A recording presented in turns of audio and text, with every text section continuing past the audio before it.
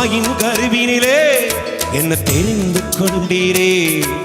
தாங்கி தாங்கி என்னை இன்று ஒரு வேத வார்த்தை.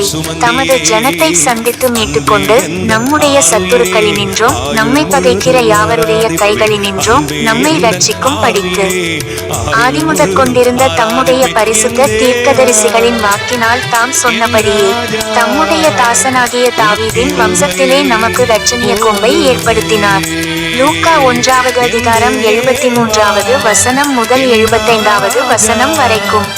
தொடர்புக்கு இயேசுவே சமாதானத்தின் அடைக்கலம். ஊழியங்கள் சகோதரர் KVP ஆனந்தராஜ்.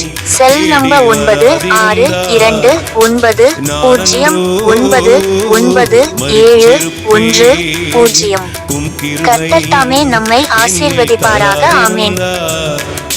நானன்றோ அழிஞ்சிருப்பேன் என் தேவா என் ராஜா, உம் கிருபை போதுமே.